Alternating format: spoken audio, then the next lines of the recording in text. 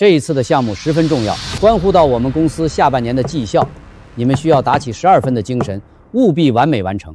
做得好，所有人奖金翻倍。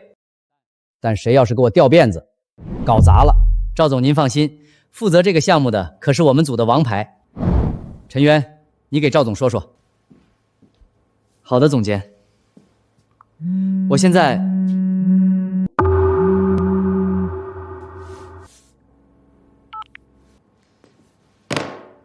老板，不好意思，我先接一下吧，万一有急事。不好意思。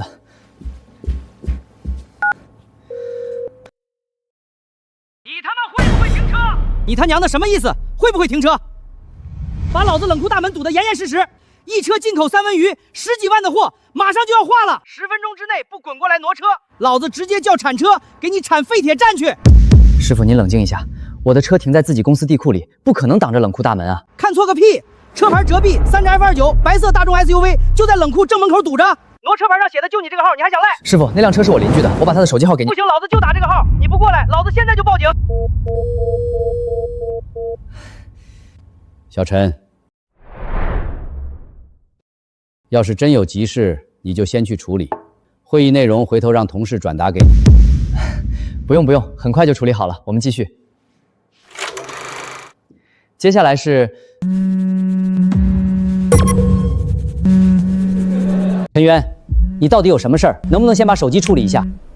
关于这个季度的销售数据，我们通过3个维度进行了分析。小陈今天状态不太行啊，总裁您见谅，他今天可能状态不太好。散会吧，我还有其他事儿。是。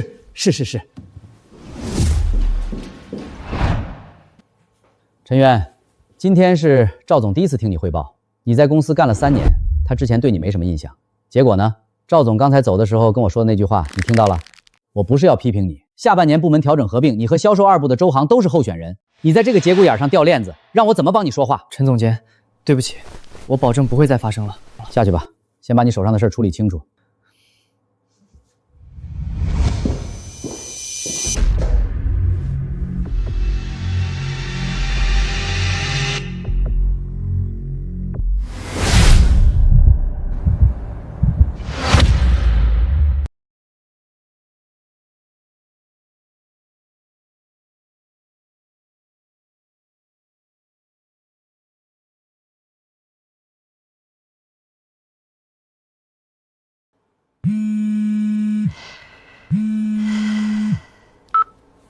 你到底来不来？老子的货都快化了，10几万的三文鱼，你赔得起吗？师傅，我跟您再说一遍，那辆白色大众 SUV 车牌浙 B32F29，车主是我对门的邻居，不是我本人，他姓周，60多岁，退休工人。您记一下他的手机号132。你邻居的车为什么留你的电话号码？你们是不是一伙的？不是，是他留错了。我不管，谁接电话我就找谁。你现在不过来，等会儿就不是挪车这么简单了。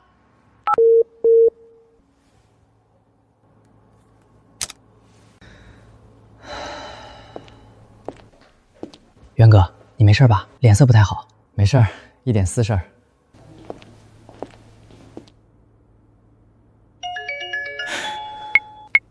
你是浙 B32F29的车主吗？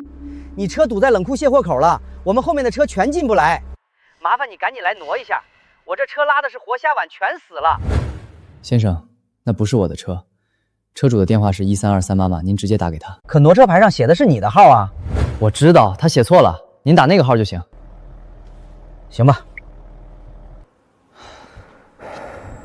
怎么回事？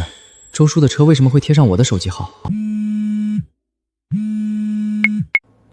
请问是陈渊先生吗？有一辆白色大众 SUV 堵了冷库的门，车主联系不上，我们这边查到挪售牌上写的是您的号码，您能帮忙联系一下车主吗？我给你们他的手机号，别再打给我了。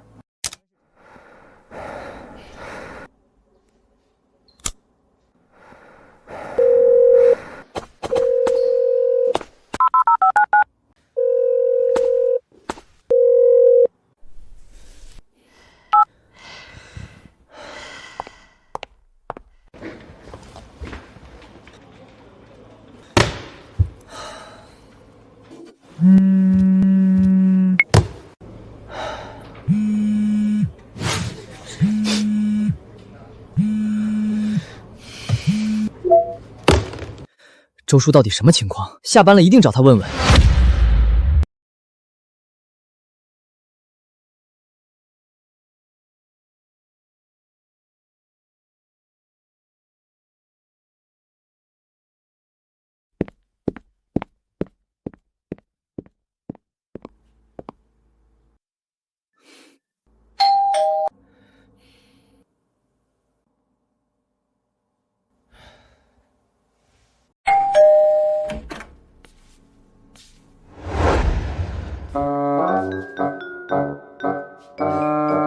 小陈，怎么了？吃饭了没？周叔，今天下午您的车是不是停在了什么冷库门口？对方打了30多个电话到我手机上，骂了我一下午，说您的车堵了人家冷库的门，一车三文鱼都快化了。您的挪车牌上写的为什么是我的号码？哎呀，对，下午是有个冷库的给我打电话，说我堵了他们门，我当时在外面办事，就让他等了一会儿。怎么，他打到你这儿了？对不起，小陈，都怪我那孙子浩浩。你是不知道，这孩子最近迷上了那些磁吸数字贴，天天拿着我的挪克牌玩。我前几天新换的挪克牌，他肯定是给我贴错了。小孩子嘛，3岁多，正是调皮的时候，管都管不住。浩浩，爷爷跟你说过多少次了，不许动爷爷的东西。你看你给叔叔惹多大麻烦。我没动，我在看电视。小陈，你别生气啊，叔现在就跟那个冷库的打电话解释清楚，我明天就去把挪错牌改回来，绝对不会再出这种事儿了。邻里邻居的，你多担待。行吧，周叔，您尽快改过来。今天这事儿确实给我造成了很大困扰，我还在公司开重要会议，手机一直响，领导都批评我。一定，叔明天一早就改。小陈，你放心，绝对不会再有下次了。小陈，挪车牌已经改好了，放心啊。谢了，周叔。哎，我当时真的以为这就是一场小孩子调皮引发的意外，现在想想，那时候的我太天真了。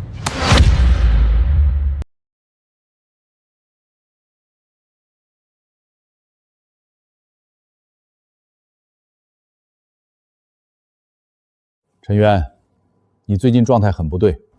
陈总监，你先听我说。上次赵总来听汇报，你手机响了好几分钟。上周的周报你交晚了3天，今天早上的晨会你又迟到了。我知道你家里可能有什么事儿，但是陈渊，现在是关键时期，下半年部门调整，技术部和销售2部合并，新的事业部总经理人选，上面一直在评估。我知道。你不知道，赵总那边已经有风声了，说你的状态不稳定，不适合承担更大的责任。销售2部的周航最近活动得很厉害，3天2头往赵总办公室跑，逢年过节礼物不断。我不是要你搞那些歪门邪道，但是你至少要让人看到你的能力，看到你的稳定性。你现在的状态让我怎么帮你说话？陈总监，我明白了，我会调整好的。去吧，别再让我失望了。陈总监，如果有同事在背后搞小动作，公司会管吗？什么意思？没什么，我先出去了。行，那就这么定了，我先挂了。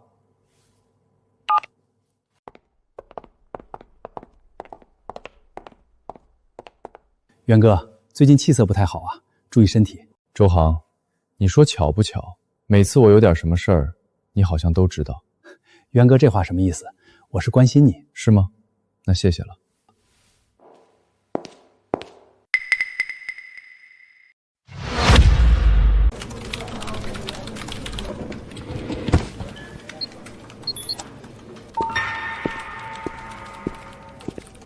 渊哥，你现在的工作状态可不行啊，这样下去还怎么工作？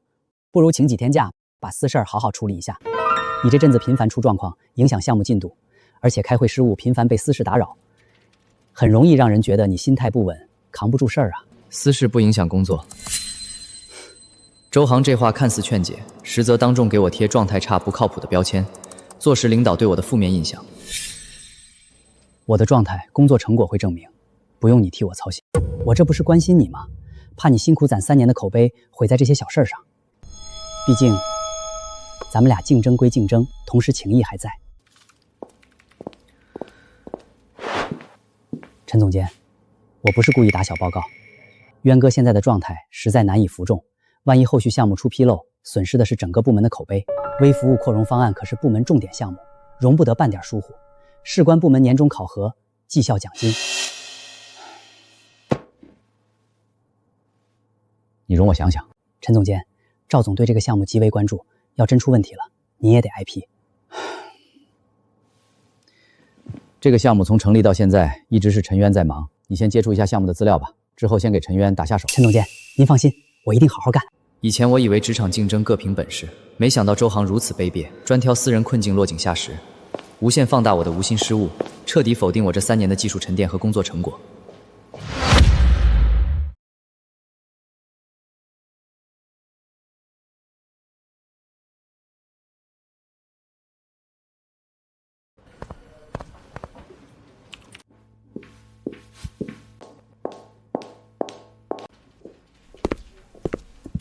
元哥，我刚和陈总监聊了聊，你最近私事太多扛不住，我来帮你分担一部分工作，你也能轻松通过点，咱们都是为了公司嘛。不用，我的项目我自己能扛，不用你越俎代庖。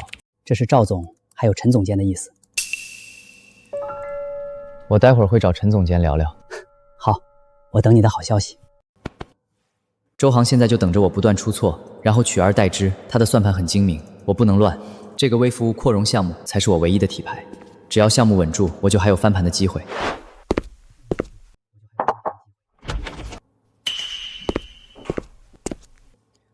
赵总，陈渊是我手把手带出来的，他的能力我清楚。我向您打包票，这个项目只有在陈渊的手中才能完成的最好。是，您放心，我会叮嘱他专心工作的。我刚跟赵总同步了这次竞聘的最终评估标准，你的技术方案的能力都是部门顶尖，但状态不稳定，私事缠身，这已经成了赵总对你最大的负面印象。我的私事已经处理的差不多了，接下来一定努力工作。那就好。小陈啊，我压下了很多负面反馈，向赵总给你争取了最后一次机会，千万要把握住。我栽培你3年，不想让你栽在鸡毛蒜皮的私事上。陈总监，之前的事儿都是突发意外，您放心，从今天开始，我将全身心投入到项目里，后续不会出现任何纰漏，绝不会再让您失望。好，我就信你这一次，好好把握。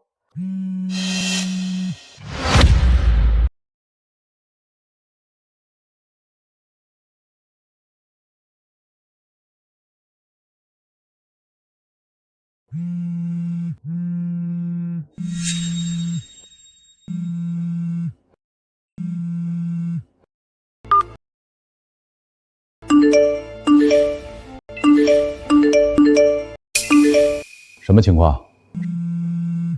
总监，对不起，是骚扰电话，恶意扰民的，我立马关机。你刚和我保证完，现在1秒钟不到又出现这种事儿，我还怎么相信你？总监，我真处理过了，但对方故意捣乱，我不用解释，我只看结果，不看过程。你总是一而再、再而三的掉链子，别说赵总不信你，就连我都不敢信你了。总监，我保证不会再犯了。行了，不用保证了，你先去忙吧，记得把项目资料发给周航一份，他现在是项目副负责人。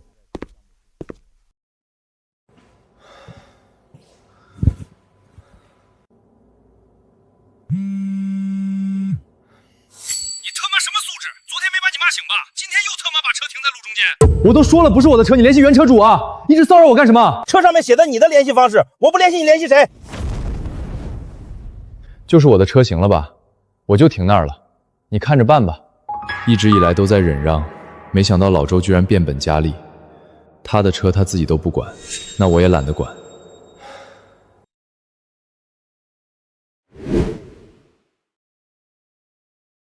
元哥，又因为私事烦着呢，这可不行。现在是工作时间，有事儿？陈总监说让我帮你分担一下压力，让你把项目资料发我一份。你这么快就忘了？我就说私事会影响工作嘛。周航之所以这样做，就是想让公司里的人都知道我失势了，从此再没人支持我，连项目都推进不下去。而他可以趁势将我手头上的项目夺走，赢得赵总的青睐。项目资料已经通过邮件发你了，这不是还有很多地方不懂吗？需要渊哥你详细介绍一下。我没有这个义务，也没这个时间。自己去看，不懂去查，别打扰我工作。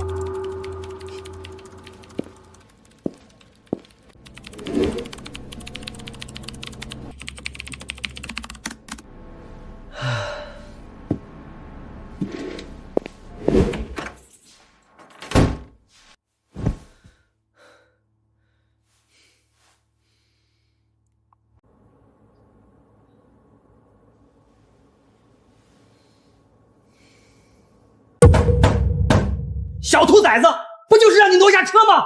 你不帮忙就算了，还把我车弄到交警队停车场去了。年纪不大，心眼倒还挺多的。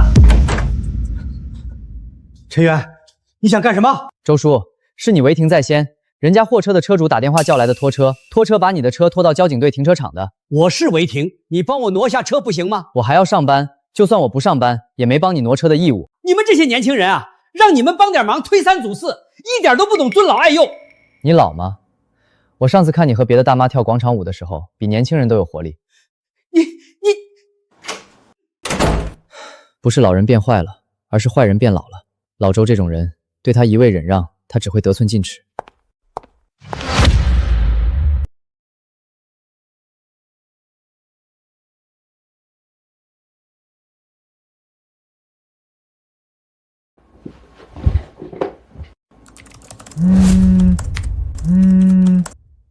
你傻傻吧？把车停在地库出入口，他插的会不会停车？上午不是刚把老周的车拖走吗？晚上又故技重施。我就停这儿了，你动我车试试。你信不信我把你车砸了？我不信，现在可是法治社会。开一辆破车也敢在我面前摆谱，老子开宾利都没这么嚣张。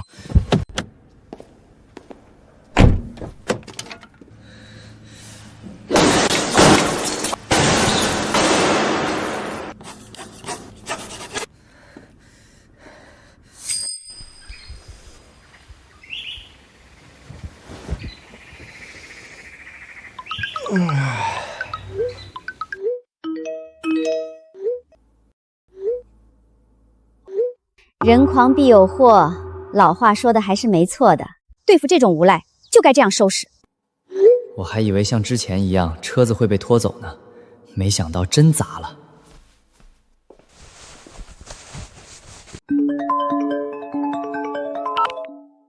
陈元，你个小王八蛋，我的车是你砸的吧？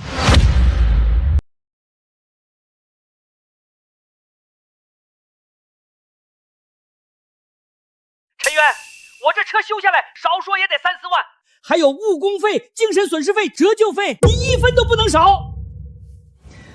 我昨晚一直在家睡觉，家里监控拍得清清楚楚，你别想给我泼脏水。不是你还能是谁？你这是故意毁坏财产，我已经报警了。你随意。身正不怕影子斜，又不是我砸的，威胁我可没用。昨晚上那位被堵车的司机胆子真大，居然真砸了。各位帮我评评理，我的车被砸了，和1402的业主脱不了关系。不是1402业主的车被砸了吗？1401业主的车也被砸了，真稀奇。估计也是乱停车被砸的。我最恨那些乱停车的了。有摄像头没？可以调监控。那个浙 B 开头的车其实是我的。这车不是1402那个业主的吗？怎么是你的？看我们都骂错人了。我记得141的业主是个大爷，不是老人变坏了，是坏人变老了。上次就是你堵车，害得我差点错失个合同。你等着，我现在就来找你聊聊。砸得好！上次下雨天，我爸送我上学，就是因为这老家伙的车堵着，害得我迟到了。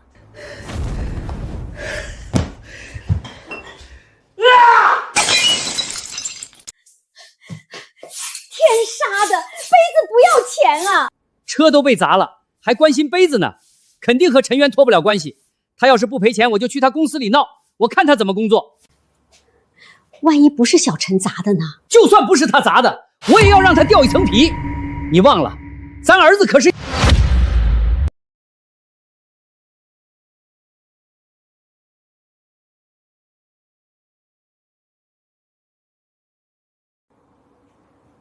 老周啊老周，你也有今天。第一，乱停车的是1401的业主；第二，是他3番4次把停车电话留成我的，导致我频繁被骚扰；第三，车不是我划的。不是你还能是谁？1401老周，没证据就说我干的，我保留追究你诽谤的权利。你少吓唬我，谁嫌疑最大，我心里清楚。来了，警官，就是他干的。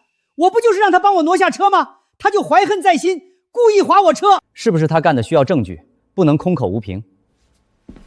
请问是陈元先生本人吗？您昨天晚上10点到早晨7点钟在干什么？在家睡觉呢。有什么人能证明吗？我家里有监控，可以调监控。我们看看。警官，就是他干的。我不就是让他帮我挪下车吗？他就怀恨在心，故意划我车。是不是他干的需要证据，不能空口无凭。我们看看。我们看看。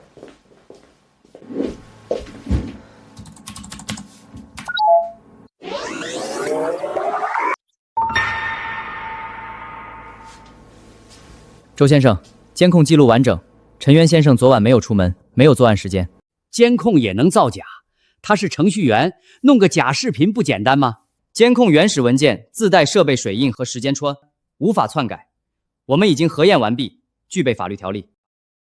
肯定是他指使别人这么干的。年轻人心眼脏，在家不敢出去，花钱请人砸我车。周先生，办案讲究证据，仅凭主观揣测污蔑他人，属于不实举报。两位警官，我会全力配合调查。此外，我也要报警。这位周先生3番5次违停，且留我的电话号码，使我遭受谩骂以及大量的无端骚扰。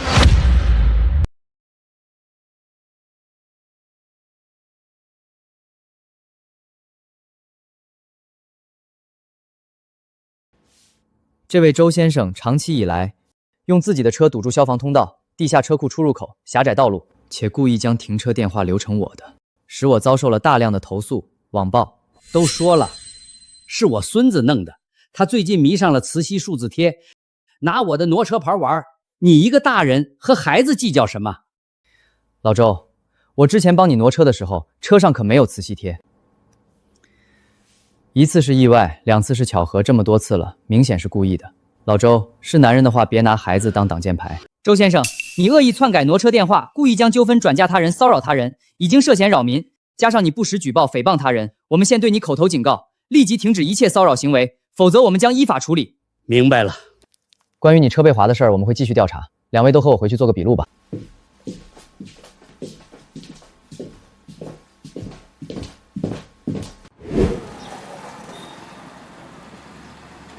陈渊，你行啊，还敢报警和我较真儿？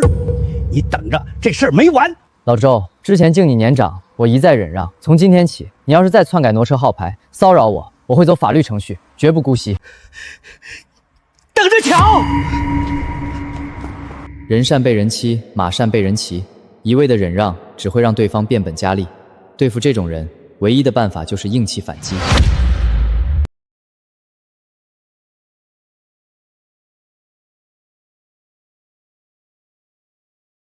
各位邻居，以后就不用再饱受违停的烦恼了。太好了啊！1402业主还得是你啊！1402业主，之前是我误会你了，现在郑重向你道歉。1402业主，你小心点儿，我担心老周暗地里报复你。明事理的人还是挺多的，像老周那种胡搅蛮缠、一肚子坏水的人，终归是少数。之后得把车也停在监控能拍摄到的地方，预防老周使坏。我早就和你说了，别这样针对小陈。现在好了，在小区里咱们的面子都要丢尽了。我的面子值几个钱？儿子交代的事儿要是被耽误了，你负责。你声音低点儿，要是被隔壁的小陈听到了怎么办？不能让这个小王八蛋好过，就得让他不得安宁。他年轻有工作，要晋升，要相亲。我一个退休老头子还不信耗不过他。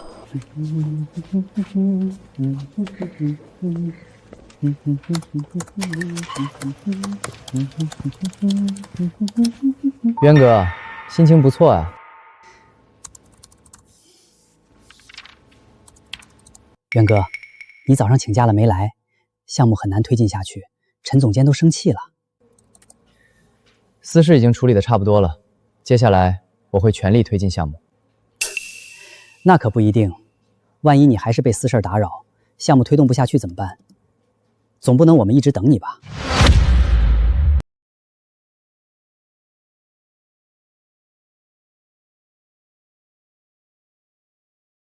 周航步步紧逼，从最开始的与项目不相干到成为项目副负责人，现在还想让我把项目的主导权交到他的手中。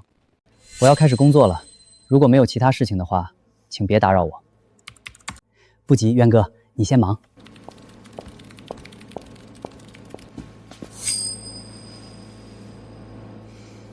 接下来的几天，老周倒是安静了，没再整出什么幺蛾子。只不过奇怪的是，我家周围的环境变得有些奇怪，家门口经常出现臭味儿，楼道里也没有垃圾袋、外卖盒，地上没东西，墙壁也看不出什么。这臭味从哪儿来的？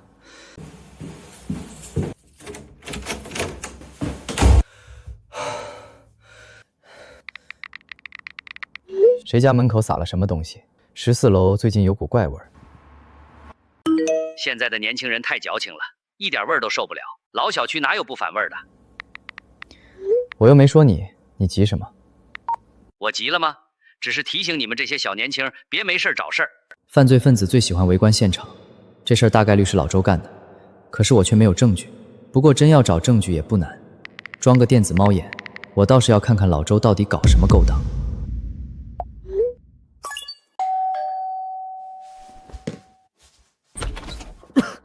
哥，你这楼道啥味儿啊？这么熏人。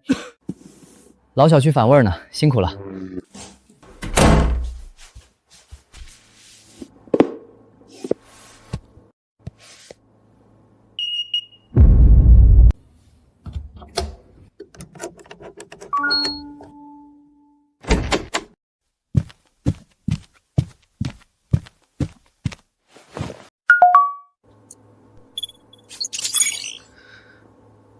也不知道管不管用。客服说门口飞一只蚊子都能看清。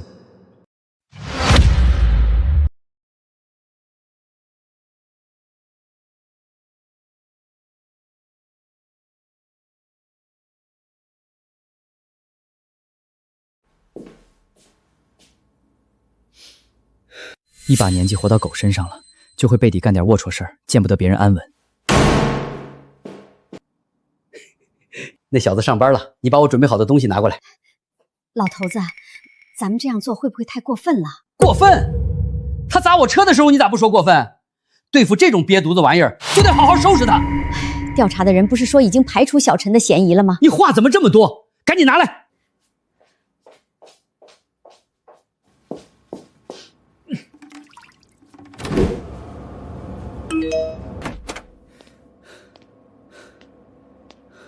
小兔崽子，毛都没长齐呢，还敢欺负老子！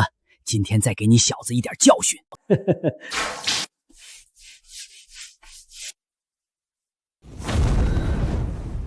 果然是这老家伙搞的鬼。既然你不仁，那就别怪我不义。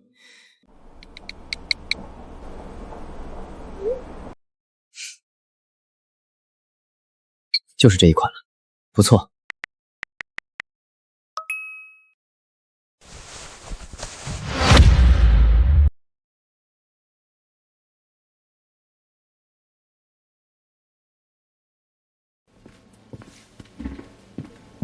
渊哥，你身上什么味儿啊？这么难闻？没味儿啊？难道楼道里的臭味飘进家里，自己的衣服沾上了？不对啊，家里也没臭味。还说没味儿呢？我站这么远的地方都闻到了，馊了都。瞎扯，我身上能有什么味儿？撑死是烟味儿。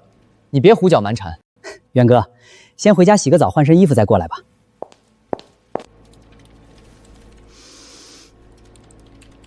周航难道在楼道里装监控了？他怎么知道我家门口最近很臭？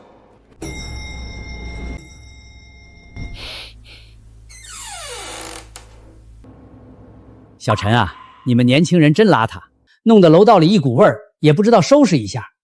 不是老小区反味吗？我之前只是猜测，没想到现在味儿越来越大，肯定是你们年轻人弄的。那可说不好，万一是有人栽赃陷害呢？哼，年轻人不仅没礼貌，还不敢承认错误，没担当。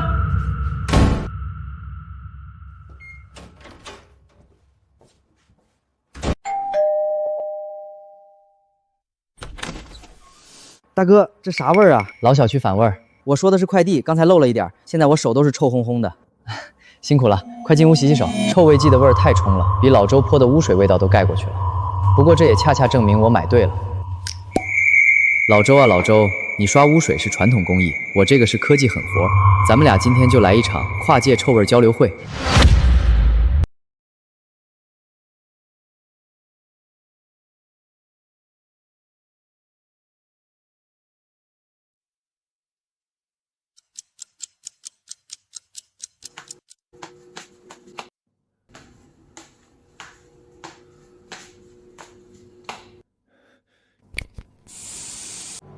这玩意儿也太臭了吧！不愧是好东西，回头给店家一个5星好评。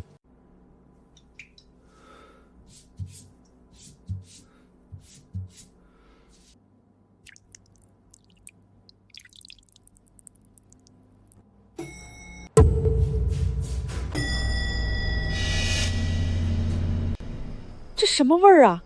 是不是1401房间什么东西沤烂了？简直是臭袜子泡酸菜！老周啊，老周，我看看到底谁能熬。谁干的？谁干的？天杀的，怎么就逮着我们这些老实人欺负？爷爷，你拉粑粑在手上了吗？陈渊，一定是陈渊干的。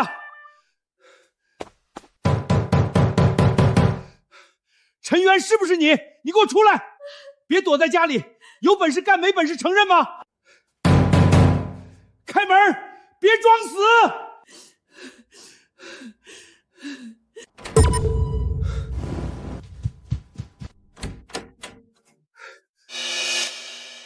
大清早吵什么吵？还让不让人睡觉了？陈渊，我家门口的臭味是你弄的吧？这什么东西啊，这么臭！你再装蒜，肯定是你弄的。这事儿我和你没完。周叔，这不是老小区反味儿吗？要不就是你平时太邋遢了，回头好好收拾一下，不然影响邻居。陈渊，你别以为……我还要补个觉，没空陪周叔你在这儿闹。老头子，咱退一步吧，大家都是邻居。退什么退？这小子活腻歪了，居然敢往咱们家门口泼脏东西。可你也不往小陈门口泼污水了吗？算了吧。算什么算？我已经找安全员了，本来只是想给他一点教训，没想到这小兔崽子竟然蹬鼻子上脸。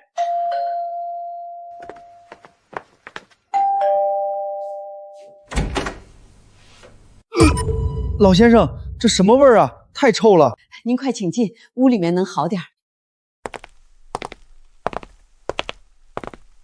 我刚准备打电话，没想到您二位就来了，正好我要报案，我邻居往我家门口泼脏水，影响我的生活。老先生，我们这次来是为了您车被砸的事儿，我们已经调查清楚了，是一位姓胡的先生砸的，他现在人在国外，承诺回国后会和您协商。砸车的起因呢，是您乱停车，而且出言不逊。我们走访附近的居民，您的确存在违章停车行为，而且态度恶劣。我们将对你进行罚款200块的处罚，这是违章处罚通知单，请您签收。怎么还处罚我呢？我才是受害者啊！你违停不是1次2次了，这200块违章处罚已经很低了。好吧，但我要举报我邻居，他朝着我门口泼脏水，您二位一定要处理他，狠狠地罚他。确实有些古怪，太臭了。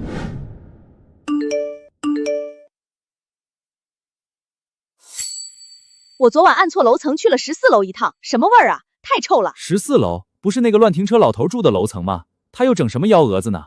估计又在憋坏呢。大家都注意点，随时举报。哎，1402，小陈啊，你有时间的话，多观察观察你的邻居，一旦他搞事儿的话，立马通知我们。大家放心，我盯死他。老周现在已经惹得天怒人怨了，整个小区的人都不待见他。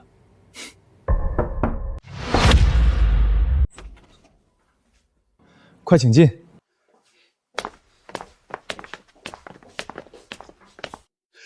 就是他往我门口泼脏东西。老先生，凡事都要讲究证据，我们这次来也只是初步问询。肯定是他，我前2天刚和他吵过架，他怀恨在心，所以泼脏水。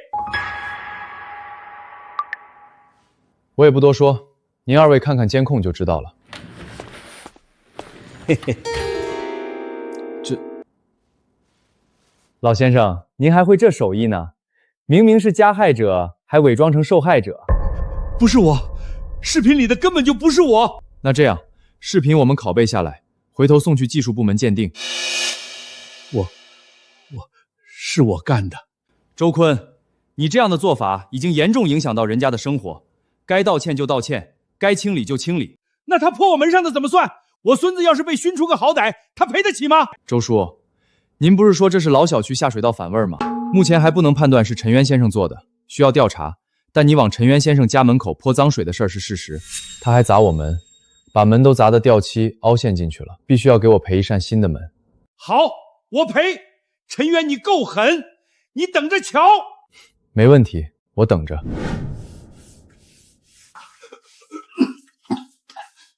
周叔，干快点，我一会儿还有事儿呢。小兔崽子，这次算你厉害，看我以后怎么收拾你。没事儿，我慢慢等。不过您得把墙先擦干净了。你左边，对，就是那个位置，还没擦干净呢，再擦一遍。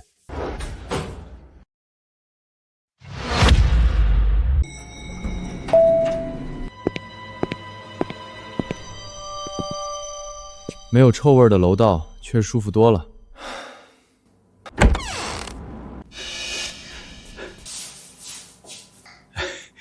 小陈啊，叔是来给你道歉的。前段时间是叔糊涂了，我这人血压高，一着急就容易干混事儿。这2天我一直在家反思，确实是我乱停车不对，往你门口泼脏水更不对。东西你拿回去吧，心意我领了。信你个鬼！老周这个糟老头子坏得很，不知道在憋什么大招呢。好，快给陈叔叔道歉，说爷爷错了，以后咱们跟陈叔叔好好相处。叔叔，对不起。行了，就这样吧，以后井水不犯河水就行。黄鼠狼给鸡拜年，不安好心，接下来要更提防老周，防止他搞出什么幺蛾子。既然你现在和小陈恢复关系了，咱们以后都和和气气的。你懂什么？最近这小兔崽子警惕是太强了，我先服输，降低他的警戒心。儿子的事儿就让儿子自己处理吧，咱们这样干会遭报应的。遭什么报应？你不懂就别瞎扯。就算没咱儿子的要求，这口气我也咽不下，一点礼貌都没有。我要教他做人。爸，事情办好了吗？放心吧，儿子，一个小兔崽子翻不起什么浪花。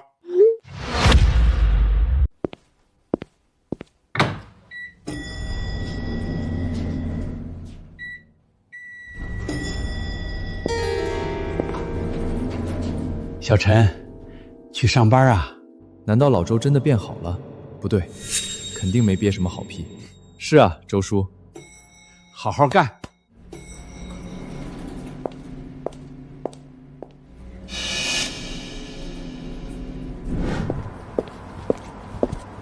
渊哥，有事儿？渊哥，之前是我太心急，说话有点冲，你别往心里去。咱们都是为了公司，竞争归竞争，没必要伤了和气。没事，公事公办而已。这就对了。晚上部门聚餐，渊哥你一定得来，之前的误会就都翻篇了。怎么老周还有周航最近都变好了，我反而越心慌了。到时候再看吧。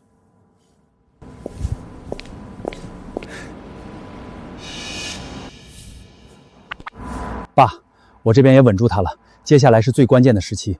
今晚我回去和你详聊。这几天老周的确没闹出什么幺蛾子，但我总觉得有些不安。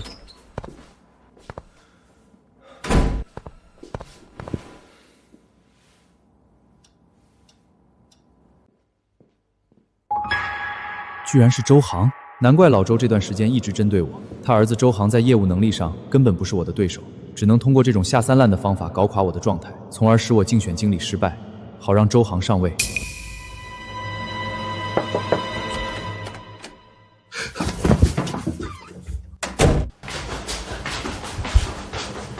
爸，这段时间你辛苦了。没事儿，只要你能当上部门经理，爸挨几句骂算什么？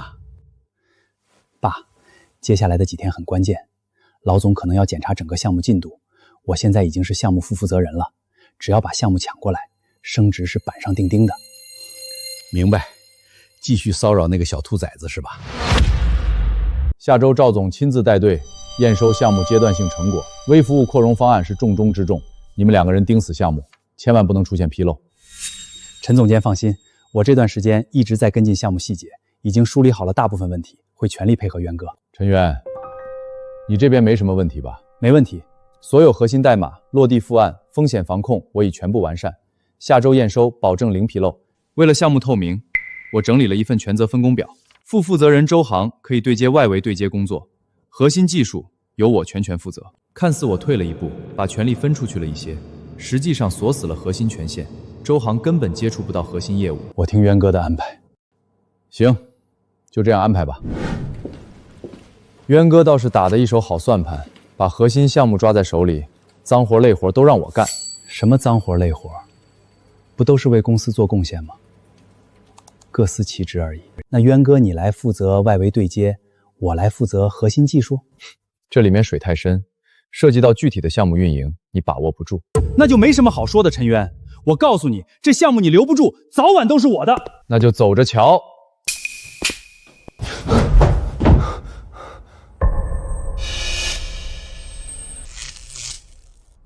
新的报复这么快就来了吗？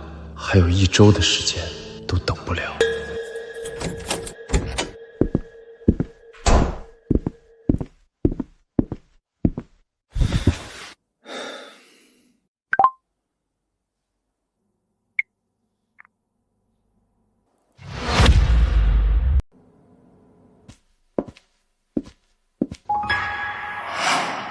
浩浩在这儿上厕所就行。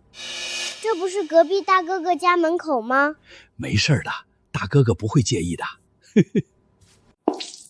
浩浩真厉害，把坏人的脚垫子冲干净喽。浩浩想看这里面是什么东西，对吧？去玩吧。好耶！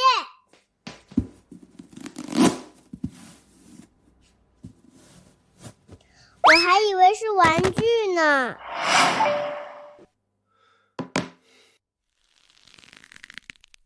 周航又开始搞幺蛾子，让我分心。现在一定不能太冲动。敲什么敲？门敲坏了你赔啊！原来是小陈啊，有事儿？周叔，你孙子在我家门口撒尿，还把我的快递拆得七零八碎，麻烦你给我个说法。我当是什么事儿呢？不就是个脚垫，还有个破快递吗？我赔你10块钱够了吧？别在这儿小题大做，没完没了。这是小题大做吗？你们当大人的也不管管。小孩子不懂事儿，憋不住尿正常。你个大男人和孩子计较什么？再说童子尿辟邪，我还没问你要钱呢。不用赔了，就算给浩浩当玩具了。这才对嘛，远亲不如近邻，大家和气生财。为老不尊，仗着孙子小肆意妄为，那就别怪我了。对付熊孩子太简单了。老周自己不敢出面，让熊孩子使坏，真以为我好欺负。我倒是要看看你接下来怎么办。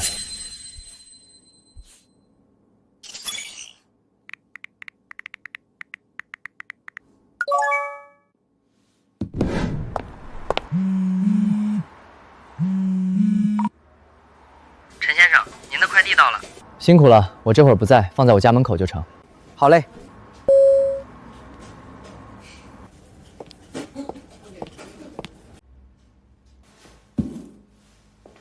陈渊这个小兔崽子大手大脚，一天到晚就知道网上购物，把他的快递拆了，再杀一杀他的锐气。浩浩，爷爷带你出去转转。好耶！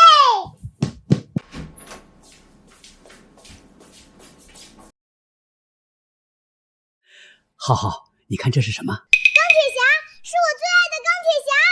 浩浩，不能随便乱动啊，这是隔壁陈叔叔的东西。你这孩子怎么一点都不听话？记住，只能玩一次啊！我们带回家拆开看看。等会儿你隔壁陈叔叔回来了再还给他。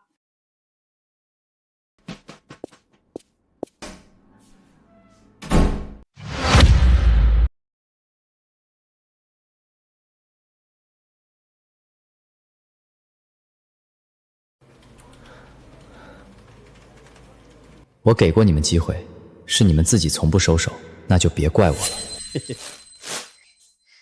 老头子，你这样会惯坏孩子的，以后要是看到别人的快递也拆，该怎么办？怕什么？有我在身边，肯定会教他的。再说了，咱们就干这1、2次，针对一下陈渊那个小兔崽子罢了。浩浩不哭，爷爷给你买新的。这什么玩具，这么容易碎？小陈不会让我们赔吧？一看就是便宜货，赔什么赔？用502胶水浇起来就成。要是小陈不同意呢？大不了赔他10块钱呗。这种破玩具，给他10块钱就算不错了。小陈回来了。浩浩不懂事，把你快递拆了，把里面的玩具拿出来玩了一会儿，正好你回来了，我把玩具还你。周叔，这可是我打算珍藏的手办。小陈，不要生气嘛。我这不是已经给你粘好了吗？这不是粘不粘的问题，我买的是新的，现在上面这么多裂缝，我还怎么收藏？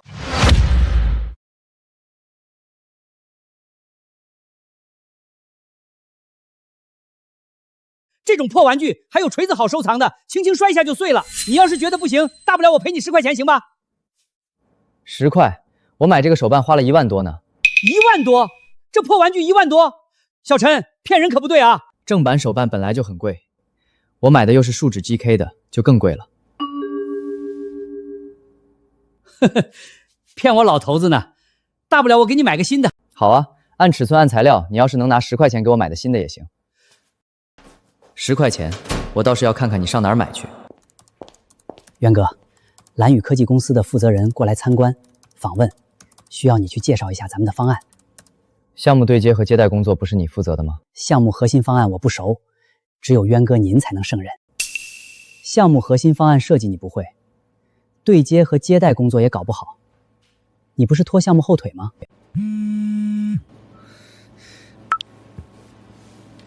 渊哥，你上班总是被私事打扰，接二连三的，连找你正常交流都不行。周航颠倒黑白的本事越来越强了，不过他很快就笑不出来了。人嘛，都有点私事缠身，说不定你的私事儿更麻烦呢。我就不会被私事儿打扰。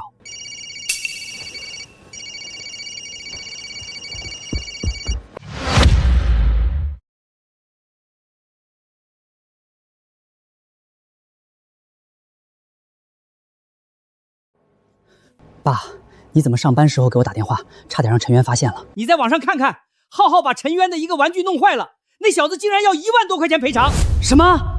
抢钱啊？我不清楚。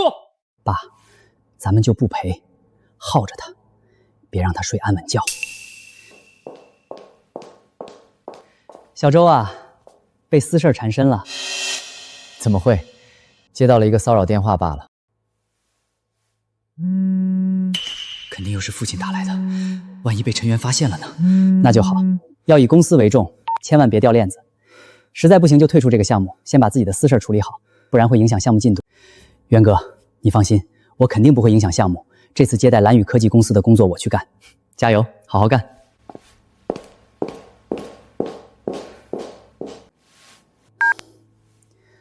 爸，又怎么了？浩浩也想要那个玩具，今天哭着喊着要钢铁侠，你抽空在网上给他买一个。行，我知道了。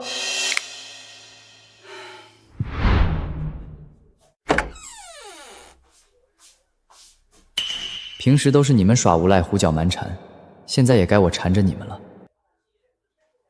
周叔，你不是要给我买个新的手办吗？小陈啊，那个手玩可不好买啊，我这2天准备再看看。那可不行，我今天就要。那我还就不给你了，有本事你去起诉我！小兔崽子还和我斗，这种民事纠纷光打官司就要大半年，我耗死你！那就没什么好说的了。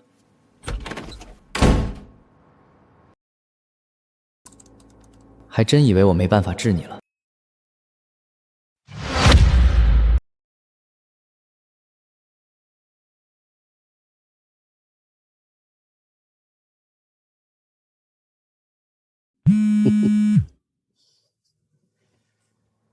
爸，陈渊那边怎么说？他能怎么办？有本事起诉我，耗不死他。那就好，就得让他不得安宁。儿子，陈渊这边有我呢，你好好工作，争取被提拔，咱们一家日后就能换大房子了。没问题，爸，领导下个周要来考察项目进度，能不能把陈渊挤出项目，就看这次机会了。你放心，我这个周不会让陈渊好过的。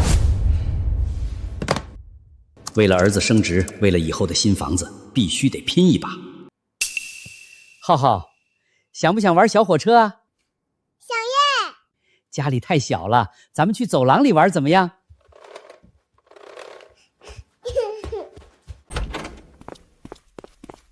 浩浩，咱们就在这儿玩了。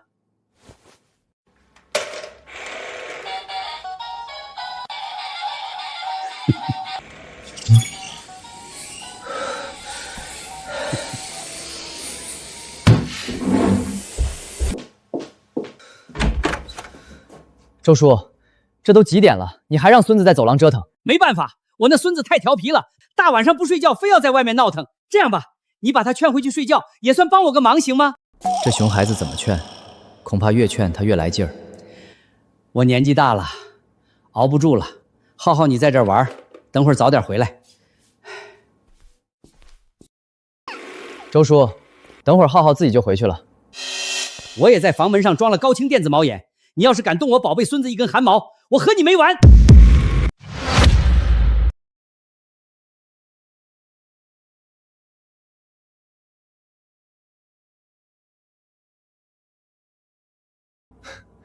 周叔，您也学聪明了。这不是和你学的吗？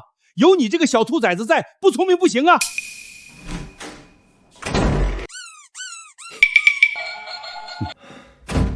我记得业主群里有不少家长的孩子都和老周的孙子在一个幼儿园，我看你们接下来该怎么办？各位邻居，我是1402的业主，我的邻居老周唆使孙子拆我快递，把我购买的价值1万元的手办弄坏了，拒不赔偿。怎么又是那个老周？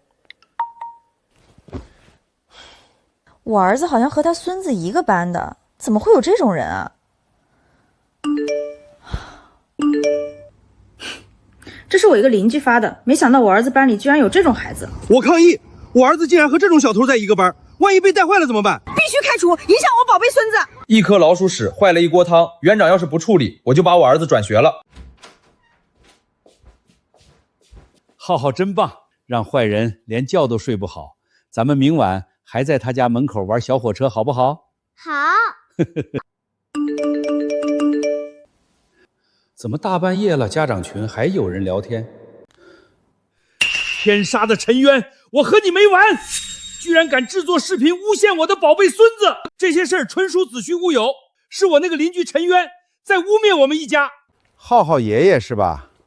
这个家长群里可有不少咱们小区的业主，是不是污蔑大家心里都清楚。之前在小区违停，然后车被砸的那个人也是你吧？我记得你还在邻居家门口泼脏水，上梁不正下梁歪，你都不是什么好东西。至于你孙子，呵呵。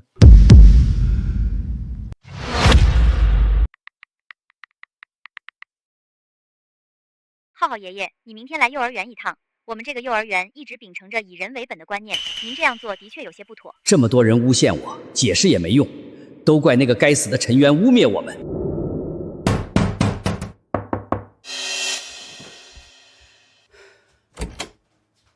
老先生，我们接到报案，说是您唆使自己孙子偷拆陈渊先生的快递，损毁陈先生价值1万多块的手办。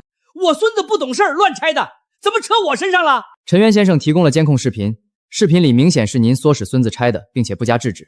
陈渊先生要求和孩子的监护人见面，让监护人赔偿损失。现在还不能让周航和陈渊见面，要不然陈渊这个小兔崽子警惕心更强了。我赔了他不要，非说那玩具价值1万块，明显是在狮子大开口。周叔，我那玩具可不止1万块，售价13500块呢，再加上精神损失费，收你14000块就行。抢钱啊！你绝对是故意在坑我！我之前和你说过，这种手办本来就很值钱。没钱，我一个老头子哪来的14000块？那就让孩子的监护人来赔。千万不能让陈渊这个小兔崽子知道儿子周航的身份。我赔还不成吗？浩浩虽然不满16岁，但是我们依然要追究监护人的责任。除了赔偿外，监护人还要跟着我们回去被训诫。今天时间不早了，明天让孩子的监护人来所里一趟。今天赔了夫人又折兵，不是折腾陈渊吗？怎么儿子周航要去被训诫？周叔，以后管好你的孙子，千万别让他随便偷拆别人东西了。小兔崽子，没想到你这么狠，给我上眼药，你还不够格！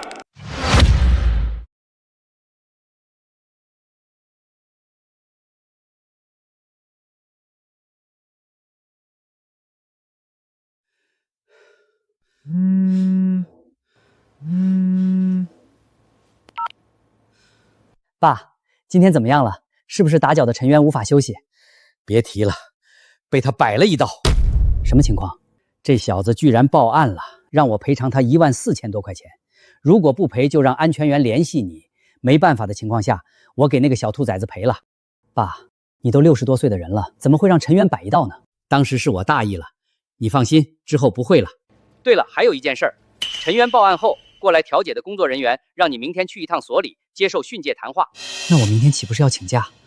而且咱们都赔钱了，至于吗？没办法，人家让监护人去一趟，你是浩浩的父母，必须得你去。可这几天正是最关键时期，要是我请假，陈渊趁虚而入把我赶走了呢？也罢，我明天去一趟，希望别出岔子。芊芊，早上好。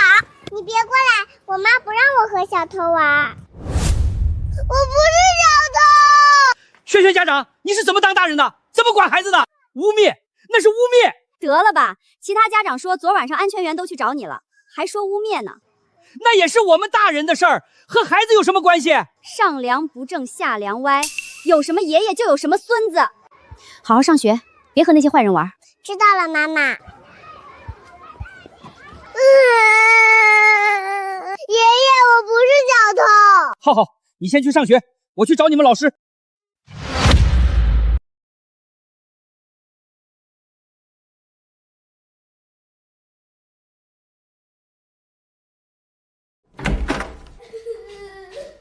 张园长，你们幼儿园就是这么教孩子的？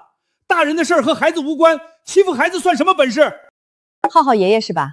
这件事儿并不是我们幼儿园老师指使的，是其他孩子家长教的孩子，我们也管不着。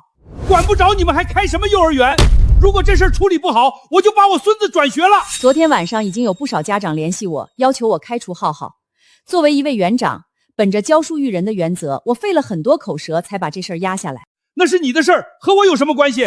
你知不知道，因为你的行为给我们幼儿园造成了多大的损失？外面都在传说我们幼儿园里的孩子都喜欢偷东西，这样下去我们还怎么招生？如果您愿意给您孙子转幼儿园的话，我们乐意之至。转就转，这么多幼儿园还差你们这一个吗？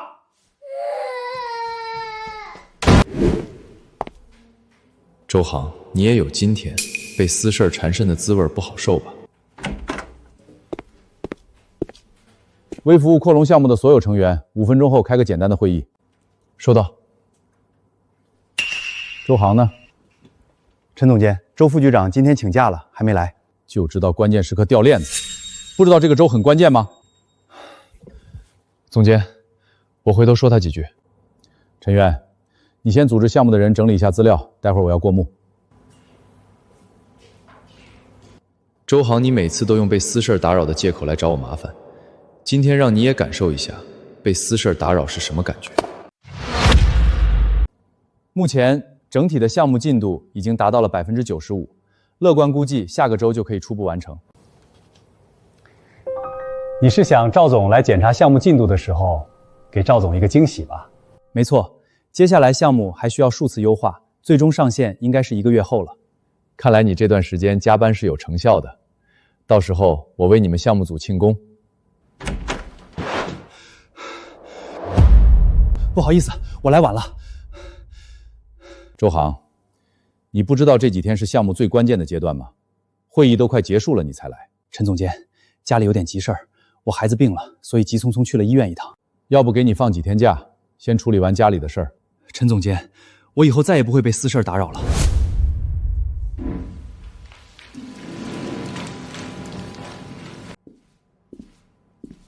孩子没事吧？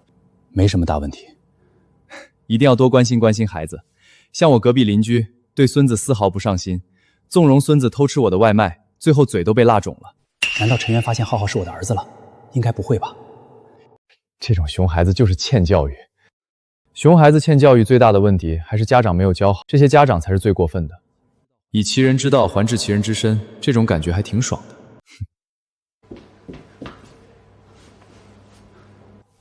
爸，陈渊不会发现咱们俩的关系了吧？放心，咱们俩的关系这么隐秘，陈渊那个小兔崽子整天焦头烂额，怎么有额外精力去查？那就好。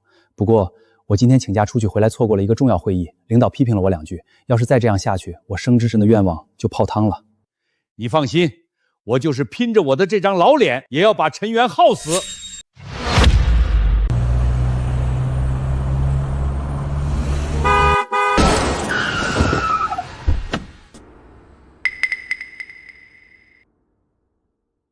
这 J 老周的车吗？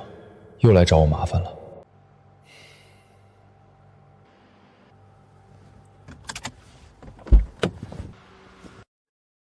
这不是小陈的车吗？你怎么这么不小心？周叔，是我先看到这个车位的，你怎么突然窜出来了？估计是没观察到吧。小陈啊，这次是叔的问题，叔全责，也不用走官方流程了，我掏钱给你修车，行吗？我可不信老周会这么好心，主动认全责，但是眼下也没有其他办法。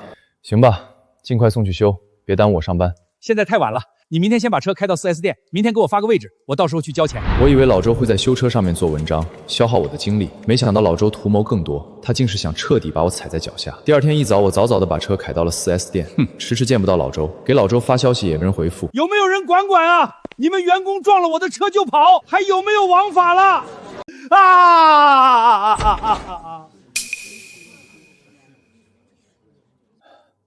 老先生，我们先去会议室吧，其他人还要上班呢。不行，我必须要见到陈源那个小兔崽子，他把我的车撞了，结果人跑了。老周这种人翻脸比翻书还快，就知道他没安好心。走吧，去会议室。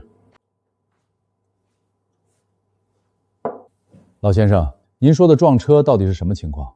昨晚上我回家看到一个车位，刚准备去停，结果你们公司的陈源开车猛地窜出来，把我的车撞了。陈源昨晚说的好好的要给我修车，结果今早就没见人影了。老先生，这件事我们会核查，如果情况属实，一定会严肃处理。我们公司绝不留用品行不端的员工。总监，我们昨晚上，这是我昨晚上拍到的照片。白色车是我的，陈渊这个小兔崽子的车撞了上来。如果仅以这个角度看的话，的确是陈渊的车撞上了您的车。陈渊，你怎么解释？渊哥出什么事儿了？好像是把一位老大爷的车撞了，然后渊哥跑了。不会吧？渊哥不是这种人。陈渊的人品一直很差，你们都被他给骗了。我有个亲戚就是他们小区的，陈渊经常在小区里违停，和邻居关系闹得很僵。渊哥竟然是这种人，没想到陈渊平时看着挺和善的，私下里道德败坏。不仅如此，陈渊和邻居家，也就是刚才那个大爷起了冲突，还往人家门口泼脏水，欺负人家孙子。造谣一张嘴，辟谣跑断腿。陈渊，接下来整个公司的人都会议论你，孤立你，甚至赵总都会听到你干的那些坏事儿。陈总监，我这里有更充分的证据。小陈啊，都是邻居，这事儿不用报案了，我明早给你修车。如果是这样的话，那老先生就是您没理了。录音有可能作假，照片可不会说谎。周叔，你谋划很久了吧？不敢光明正大拍摄，只敢用特殊角度拍照，放出有益于你的照片。实际上到底是谁的错？我们调一下地下车库的监控就成。还好之前多了个心眼，把车停在有监控的地方，不然老周胡搅蛮缠还挺难解释的。这份录音可以提交司法鉴定，再把当时的监控视频调出来，足以证明我的清白。小兔崽子，我没想到你做了这么多准备。我也没想到老周你这么胡搅蛮缠。那你起诉我吧，你的车我肯定不会主动掏钱修，等法院找我了再说。那就起诉呗，到时候你要赔付我车的损失费、律师费。既然已经有证据证明这件事儿和我司员工陈渊无关，那就请老先生你先离开公司，不要打扰我们工作。你以为我愿意待在这儿？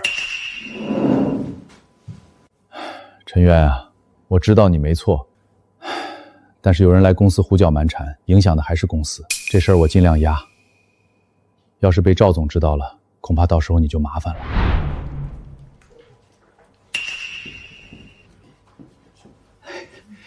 渊哥，你没事吧？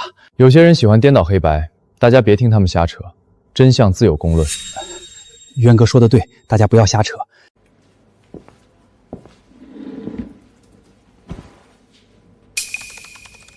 今天没有加班，下班后我直奔物业，拷贝了昨晚地下车库的监控视频，然后联系了一位律师，让律师代为起诉。抛开车辆刮蹭问题，我还想起诉邻居对我的骚扰，不知道能行吗？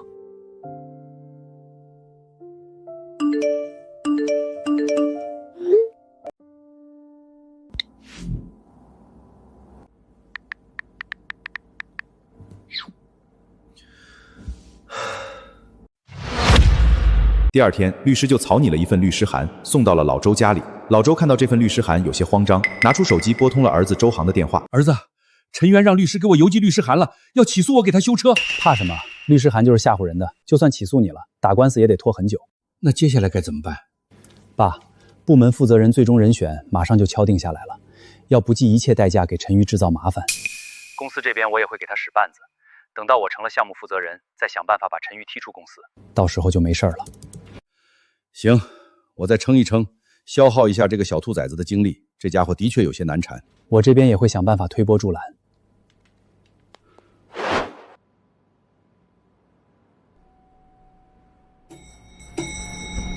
以后晚上少加会儿班，白天一点精气神都没有。周叔，能让一下吗？我上班快迟到了。谁让你不早点起？再说了，上班迟到和我有什么关系？可你堵在门口，也影响别人通行啊。迟到就迟到呗，能扣几块钱？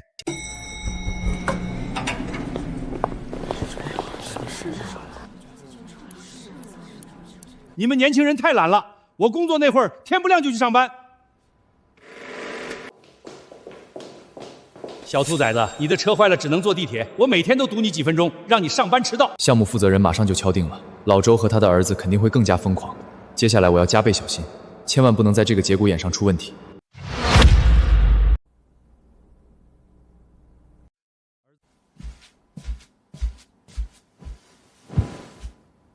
儿子，陈渊今天怎么没回家？我还打算制造点噪音，影响他休息，明早再堵他上班呢。爸，我问了一下，陈渊这几天住在公司附近的酒店，你恐怕影响不到他了。那怎么办？那就交给我来处理吧。我要让他身败名裂。干得好，就得让这个小兔崽子知道得罪咱们父子俩的代价。爸，你给我当时陈渊欺负你还有浩浩的视频照片发过来。行，我现在就给你发。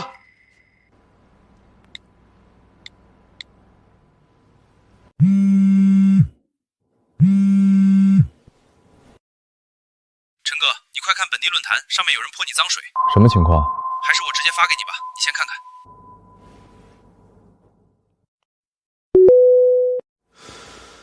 这条帖子把老周伪造成受害者，把我伪造成加害者。不管是乱停车、占用消防通道、往门口泼脏水，这些事情都足以让网友们口诛笔伐。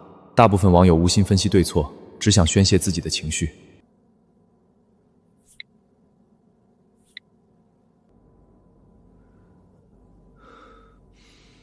老周和周航这俩父子真是好算计，想把我钉在耻辱柱上，永远受人唾骂。造谣一张嘴，辟谣跑断腿。现在帖子浏览量已经破万了，网友只相信自己看到的，想要澄清比登天还难。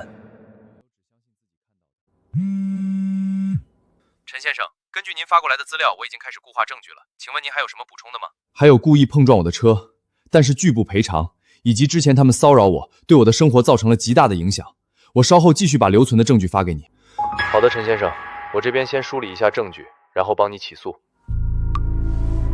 周航现在已经开始狗跳墙不择手段了，越是最后关头越要沉住气。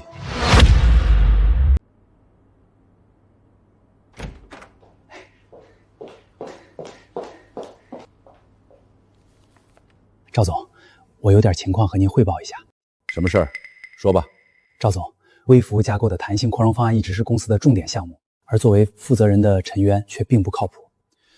上次汇报方案进度的时候，这个陈渊就一直接听电话，对吧？没错，上次汇报方案进度是他接到了违停电话，他把车停在小区消防通道，严重影响别人出行，所以被堵的司机一直电话轰炸他。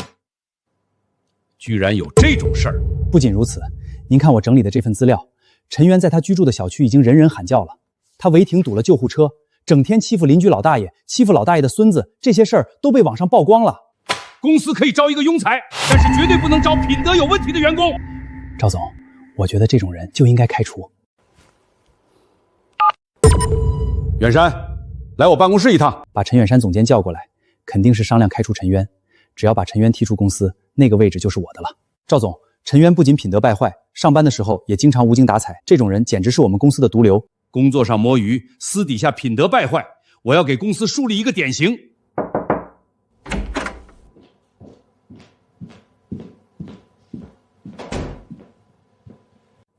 赵总，坐吧。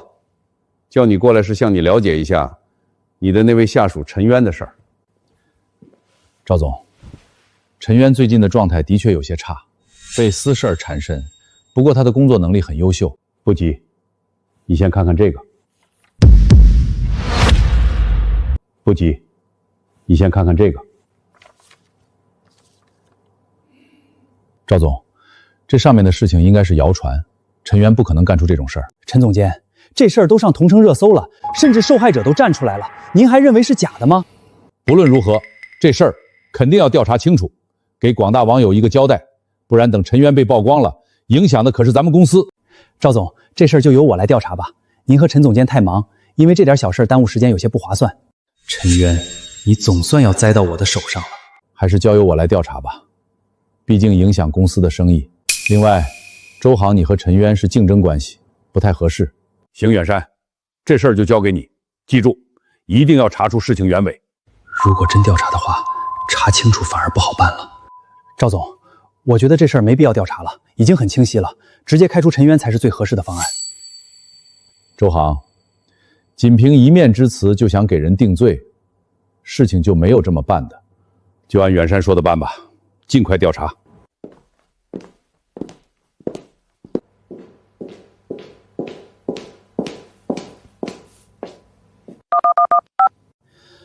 爸，我以为公司会直接将陈渊开除，没想到目前只是调查。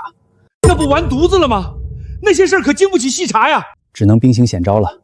你想办法公布陈渊的个人信息，让网友来施压。儿子，这能行吗？没问题的，这事儿已经引起民愤了。网友们不仅会评论，还会来公司堵门，甚至会向我们公司合作方施压。赵总迫于压力，大概率会开除陈渊，给网友们一个交代。陈渊，你拿什么跟我斗？周航的做法的确很歹毒，颠倒黑白，想将我清除出公司。好在上司陈远山给了我缓冲的时间。现在外面的舆论压力很大，赵总监让我彻查这件事儿，你说吗？陈总监，我身正不怕影子斜，事情很简单，有人往我身上泼脏水。第一次违停，是对方把车停在消防通道，影响送货车通行，使我遭到了无端骚扰。还有泼脏水的，也是我的那位邻居老周。你们俩只是邻居，用得着这么深仇大恨吗？这完全是在针对你。陈总监，我的那位邻居老周姓周，周航也姓周，你难道没有发现端倪吗？你的意思是周航是老周的儿子，想要把你搞垮，然后周航成功上位？没错，不论是半夜的骚扰电话，亦或是找我的麻烦，都是为了消耗我的精力，影响我工作。见无法影响到我之后，又开始颠倒黑白，使用舆论压力。有证据吗？我家门口的电子高清猫眼清晰地记录了周航回老周的家。如果真是这样，那就全是周航的问题了。但目前的舆论很难反转，对你不利啊。老周公布了我的个人信息，无数网友涌入公司官号、评论区评论，甚至拨打公司电话，跑到公司楼下要求开除我。这家公司居然用这种品德败坏的员工，强力抵制。我们以后再也不用这家公司的产品了，抵制渣子。不仅要抵制这家公司，我已经查到了，这家公司和蓝宇科技、林生科技都有合作，这些合作方的产品我们也要抵制。老赵，你们公司的事儿还没处理好吗？现在都开始影响到我们公司的股价了。老李，我们目前正在调查呢，今天之内必须处理好，不然我们公司的股价还要跌。要是处理不好，之后我们就别合作了。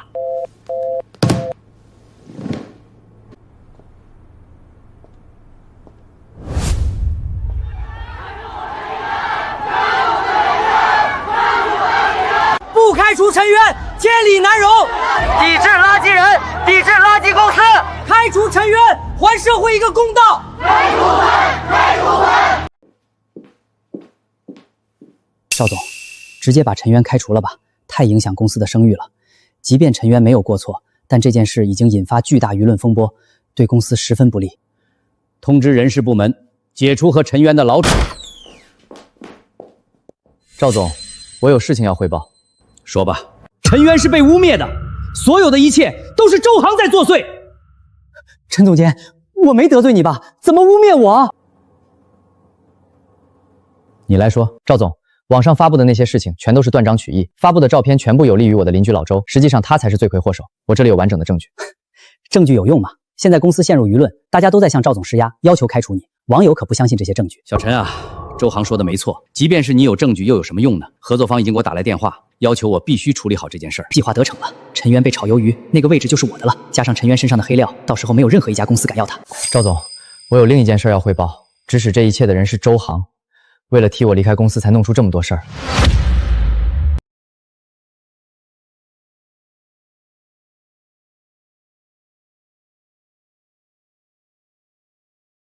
赵总，他污蔑我，因为他要被开了，所以要拉我下水。是不是污蔑你？需要证据。陈渊，把证据给赵总看看。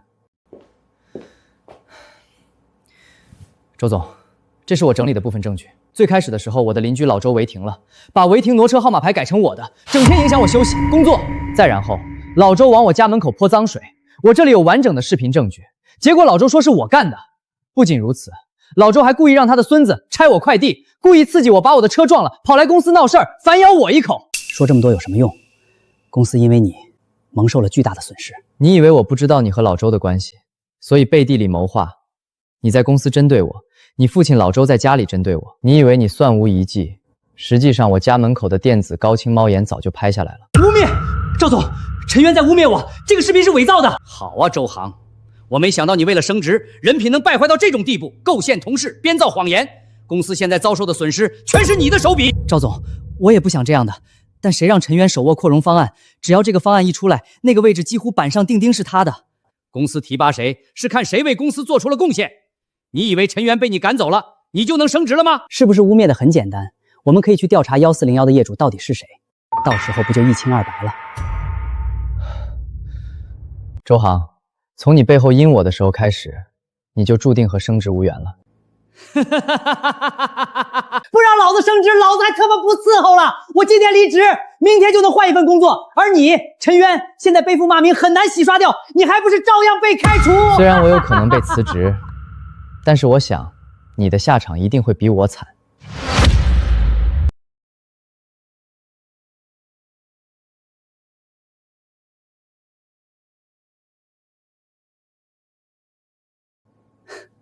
是吗？你算哪根葱啊？赵总，我要举报，周航身为公司销售2部负责人，在和北岭集团合作时收受回扣。赵总，在我发现周航针对我的时候，我就开始反制了。这是周航索要回扣的资料。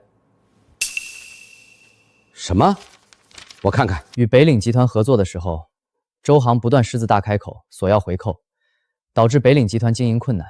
对方爽快地把周航索要贿赂的资料交给了我。好，我没想到公司竟然养了这么大一条蛀虫。若非你太贪心，北岭集团也不会供出你。赵总，我把钱退回去，别抓我！现在才想起退款，完了！赵总，我多赔一些钱，求你别报案，可以吗？远山，你去报案。另外牵头公司的审计部门一起核查周航从进入公司以来到现在所有经手的项目，查一下他到底贪了多少。陈总监，念了我这么多年辛苦工作的份上，你帮我向赵总求求情吧。辛苦工作，我看是辛苦索要回扣吧。渊哥，我对不起你，我知道错了，你帮帮我好不好？你不是知道错了，你只是知道自己要惹上大麻烦了。周航这种背信弃义的小人，一旦没事了，肯定还会反咬一口。对付这种人，绝对不能心软。把周航先控制起来，等执法人员过来。我错了，放我一马吧。天理循环，报应不爽。从周航开始索要第一笔回扣的时候，就应该要有被抓走的觉悟。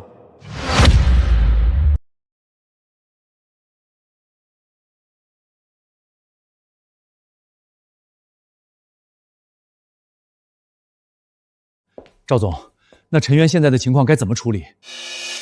陈渊啊，我知道你是冤枉的，但是目前舆论影响太大了，网友不会听你解释的，我也没办法，只能多给你一笔辞退补偿了。赵总，如果解决了这些舆论，是否可以留下我？当然可以，但是造谣一张嘴，辟谣跑断腿，你一个人怎么向成千上万的网友解释？我相信会有办法的。我给你1天的时间自证清白，我也希望你能留下来。我一个人想解释清楚，难比登天。赵总给了1天机会，只能最后搏一把了。哎，1402，小陈，这篇帖子说的是你吧？这也太过分了，这不纯纯污蔑吗？老周竟然成了受害者，还有天理吗？这人也太厚颜无耻了。因为这事儿，公司都要辞退我了，舆论太大，我个人发声有限。老周这个老不休的，欺人太甚。陈先生，你一个人的确很难辩解，我们帮你发声。不能让老周这种人占了上风。我也帮你发声，回头我就发帖子、发视频帮你证明。为众人抱薪者，不可使其冻毙于风雪。我也帮你发声，谢谢大家。我是幸福家园的业主，网上那篇帖子说的就是我们小区里面的陈先生是被冤枉的，罪魁祸首是老周才对。那个姓陈的专门请的托吧？欺负大爷还好意思出来申冤？看到这种骗人博流量的视频，直接拉黑。没想到因为我的事儿，害得大妈也挨骂了。我觉得陈先生肯定是冤枉的。幸福家园小区的其他业主也发声了。我也是幸福家园小区的业主，老周做的事儿天怒人怨，已经引起小区的公愤。现在颠倒黑白，我可以提供证据。大家都搞混了，是那个老周搞事儿，他自己违停，还把车上的挪车号码牌改成别人的电话号码。原来这个老头子才是最坏的。不是老人变坏了，是坏人变老了。如果一个视频的话，可能是事实，但这么多小区业主站出来反驳，说明陈先生是真的被冤枉的。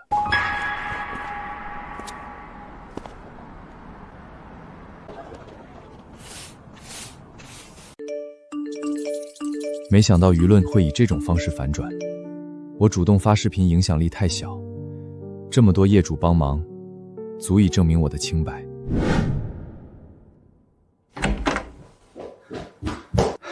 赵总，舆论已经彻底反转，陈渊现在清白了。我也刷到那些视频了，这是好事儿。陈岩能力很强，要是被逼离职，太可惜了。我提议由陈渊来牵头，核查周航经手的那些项目，微服务扩容方案可以再等等。行，让陈渊来查，肯定会查得很细。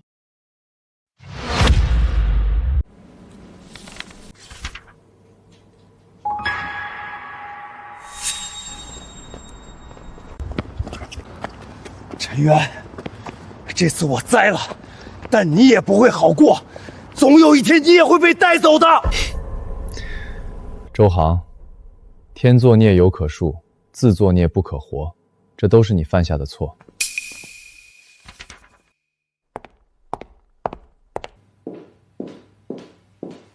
赵总，我们已经核查清楚了，周航从入职以来，一共经手12个项目，共贪污300万。要让他把钱全部吐出来。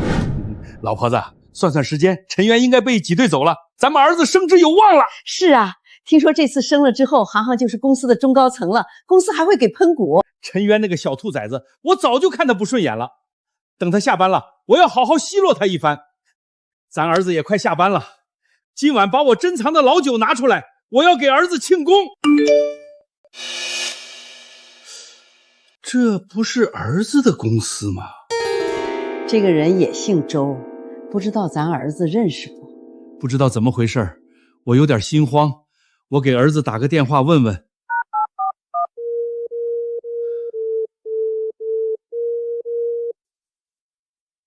老头子，你快看网上！哼，这么着急为陈渊证明，肯定受了陈渊的好处。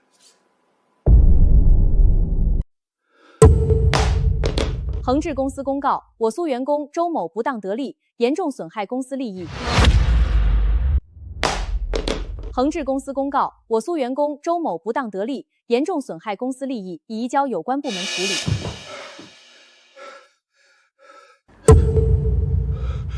怎么会这样？老头子，你快想想办法啊！儿子今年才30来岁，要是被送进去了，后半辈子就毁了。找陈渊，现在只能去求陈渊了。咱们已经把陈渊得罪了那么多次，人家会帮咱们吗？不能帮也得求，只有他能帮我们了。好，到时候我让你开口了，你就开始哭，争取让小陈叔叔原谅咱们。快来！陈渊，之前的事儿是我不对，求你大人有大量，放过周航一马吧。周叔，当时你违停把号码换成我的，往我门口泼脏水的时候，颠倒黑白让人骂我的时候，怎么没想着放我一马？我当时猪油蒙了心，一心想着让我儿子挤走你升职加薪，现在我再也不敢了，周航再也不会和你争了，他主动离职可以吗？小陈呐，我就这么一个儿子，他要是进去了，人生就完了。好，快向陈叔叔道歉，让他放你爸爸一马。陈叔叔，对不起，求求你了。现在才想起来求情，晚了。小陈，我知道你一定能帮到我儿子的，你找领导求求情，实在不行，你告诉我你们领导住哪儿，我登门求情。小陈啊，你一定得帮帮我们，大家都是邻居，远亲不如近邻啊。恶邻还不如远亲呢，现在才想起来我们是邻居，太晚了。周航已经被带走了，我也不会去替他求情。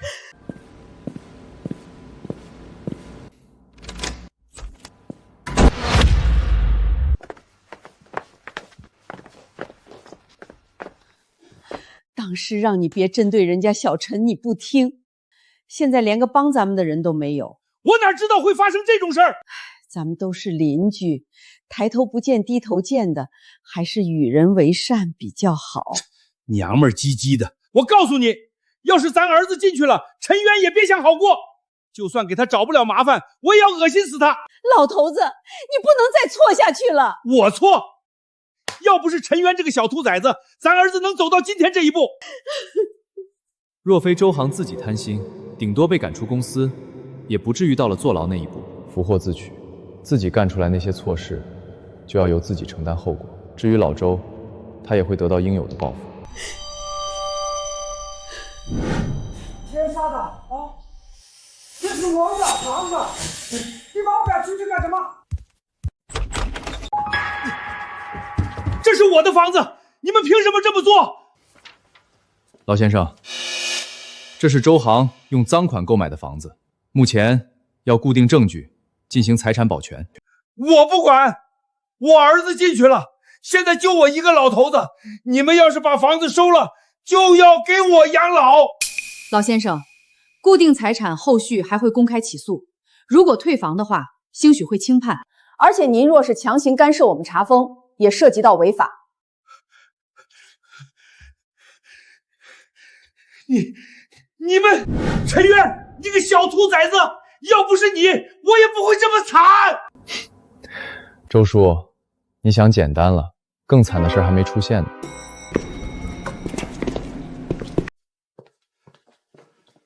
周先生，您涉嫌利用舆论攻击他人，涉嫌骚扰他人，已经违反了治安管理，请你跟我们走一趟。没有，我不就是开了个玩笑吗？我没想闹得这么大。您的行为已经严重影响到了陈渊先生的生活、工作，使陈渊先生遭受到了无端的骚扰，可不是开玩笑这么简单。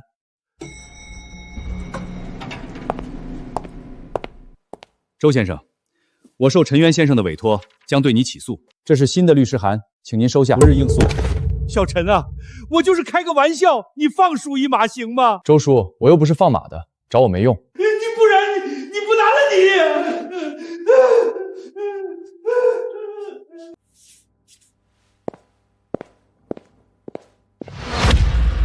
诸位领导、同事们，经过我们项目组的不懈努力，基于微服务架构的弹性扩容方案已经基本完成。下面由我演示一下大概流程。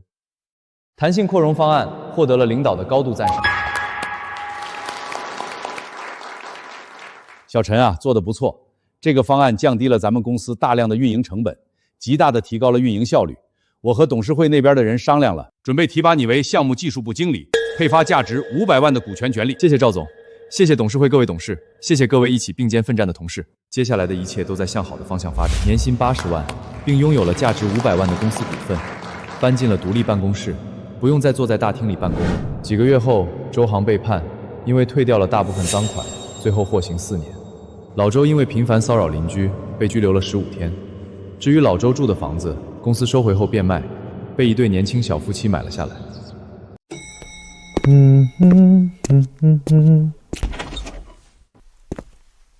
1402的邻居是吧？